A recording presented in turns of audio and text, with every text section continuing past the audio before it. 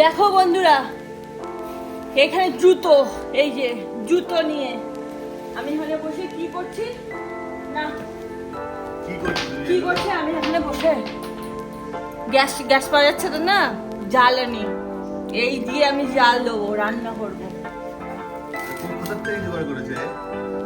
Flipkart থেকে কিনেছি, এই যে অনলাইন থেকে ছোবড়া, হ্যাঁ পাওয়া যায়।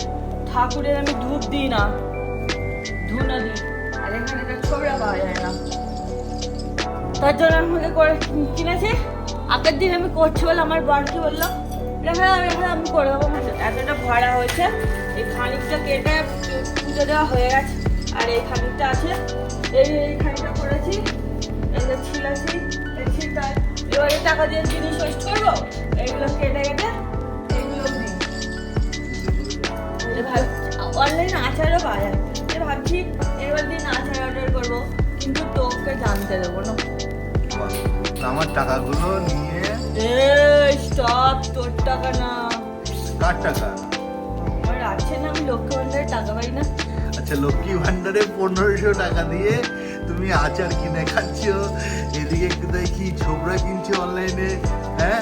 লক্ষ্মী ভান্ডারে টাকা লোকে কিসের জন্য দিয়েছো? লক্ষ্মী ভান্ডার টাকা যাতে তুমি মমতা দিন ভোটটা দাও, সেই কারণে তো নাকি? আমি ভোট দিই তো, আমি ভোট দিই না, তোর কি মনে হচ্ছে? তুমি কিসে ভোট দাও তুমি জানো? আমি দিই মমতা দিকে, আমাকে লক্ষ্মী ভান্ডারে 1500 টাকা দেয় না, মমতা দিকে দেবো, চোর হোক যা থাকে। বলো না, আমি আমার কথা না, এটা ফেসবুকে একজন বলছিল যে ভোট আমি তৃণমূল খেয়ে দেবো, কারণ চোর হোক যা ভালো, তাই বলছি, চোর হোক যা ভালো। আচ্ছা আচ্ছা, 76 টাকা দিয়ে কিনেছি, একটা দুটো টাকা, 76 টাকায় 500 গ্রাম দিয়েছে। অনলাইন থেকে তুমি এসব খুঁজে বের করে কোথা থেকে? ওই তো অনলাইনে সব কিছু ঘুটেও পাওয়া যায়, ঘুটে অনলাইনে ঘুটেও পাওয়া যায়, ঘুটে, তারপরে কয়লা সব পাওয়া যায়। আমি আগের দিন দেখছিলাম কয়লা পাওয়া যায় অনলাইনে।